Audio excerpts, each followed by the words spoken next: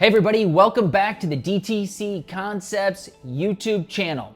As always, I appreciate you watching. If you haven't, please subscribe. If you haven't liked anything, maybe give something a like. Today, we are diving into 9 interior design hacks that I think will change your life. Why 9 instead of 10?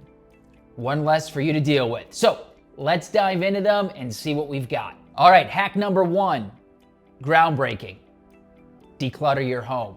Now, I don't mean that you necessarily need to get rid of everything. I have lots of objects in my home. They have been placed purposefully where they look pretty and they are things that bring me joy. If something is not bringing you joy and it's just been sitting there, or if you're like me, maybe you've kept an old pair of jeans in the closet that you still think 9 years later you might fit back into, let it go, because decluttering will change the way you feel when you walk in your space. It's going to de-stress you. Okay, design hack number 2, floating shelves. Now, I don't mean your super bad, tacky, ultra-modern looking bullshit. I mean some really pretty floating shelves. There's a ton of great options out there. My personal favorites tend to be from Magnolia. Gives a little age and a little character. They're super easy to install. All you need to do is hit a stud or an anchor in that wall and you'll be good to go. So, they will let you show off some of your favorite collections or just be practical for you to hold some extra toilet paper in a bathroom. Either way, floating shelves. I love them. They're affordable. They will look great. All right, we are already on to hack number 3. Layer your, say it with me, lighting. This is something that I talk about ad nauseum. How do I know? Because I am ad nauseum talking about it once again. But layer your lighting, all kidding aside. You want sconce lights, you want floor lamps, you want table lamps, and you want them all to be 2700K. Nice warm light will make the Botox look good, make you look young and fresh and warm and inviting. Layer the light. You don't just want to have recessed can lights. It's not an inviting feeling. All right, hack number 4, well, it's my 4th layer. So when you're doing your space, you gotta have finishing touches. You gotta have throw blankets when people are chilly. You wanna have some extra pillows for comfort, but not too many that you gotta clear them off the flippin' couch to sit down.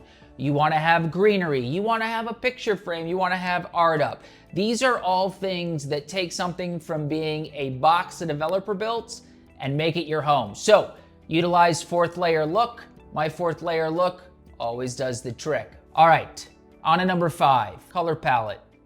I like something neutral, soft, and inviting. Neutral doesn't have to mean white. I am a firm believer that blush is a neutral. I'm a firm believer that green can be a neutral. It is the color of nature. But stick with the color palette, have it feel cohesive throughout your house. It does not just need to be gray or white, but something that is soothing to the eye. And truthfully, if hot pink is soothing to your eye, then I guess maybe that is your neutral. Everybody is different, but a nice neutral color palette, cohesive throughout the space, it's gonna look great. All right, number 6, it's been mentioned in number 4 as well. You guessed it, it is plants. Bringing the outdoors in, always a win. I think the more green you have in your home, the more you'll start to feel happy without realizing why.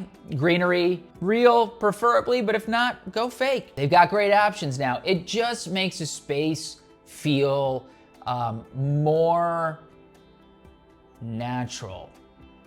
And that's because you've got nature in there. So, greenery, use it. If you're like me, and somebody who believes the outdoors should be best enjoyed through a glass window, fake will be the way to go for you as well. All right, we are already on to number 7. I am guessing you're happy I didn't do a full 10. So, number 7, mix your textures. Especially if you have a neutral color palette or a tonal color palette, mixing your textures is great. It's, different to the touch. It's different to the eye. It creates visual interest. It creates layers in that space. So mix your textures. Don't be afraid to. Everything should not be the same. Whether it's blankets, pillows, chairs, couches, Variety is the spice of life. Number 8, also mentioned in number 4, artwork.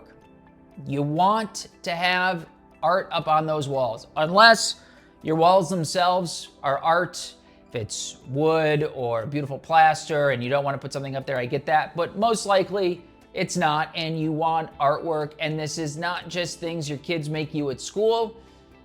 Although I get, if you need to frame 1 or 2 to put it up, that's all right. Don't just magnet it to the fridge. But invest in some things that you like. I have some stuff that was a bit more expensive, some stuff that was a bit cheaper, but everything has meaning to me. I like to go to local art shows. I like to buy local. I think it's great when art has a story to tell. You have a story to tell when somebody walks into your home, and I think it's lovely.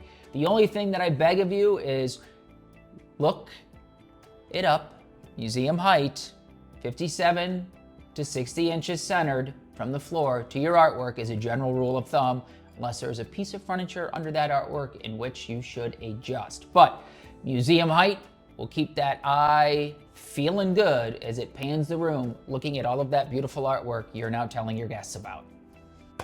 We made it. We are at number 9, window dressing. It's important. There's a lot of different options out there, but you want to put something on those windows, if not just for function, blocking out light, heat, or for privacy. It does add that extra layer of texture. Maybe it's your color pop. They just work. So if you're doing your space, pretty easy. Just remember, the taller you go with it, the more grand it's going to feel. Have it at least brush the ground, unless it is a Roman shade, then obviously it's not gonna go all the way down. But curtain panels, bring it down. Roman shades are another great place. If you've got furniture underneath a window, a bed underneath a window, and you can't have curtains that fall down, tons of affordable places out there to do it. I love stuff from West Elm. They even do some custom lengths there. CB2 has got luxurious velvet curtains. And then you've always got places like selectblinds.com, which really affordable Roman shade options. So dress up those windows, especially if you are dressing down at night. All right, there you have it. We got through all 9. I hope you found that helpful.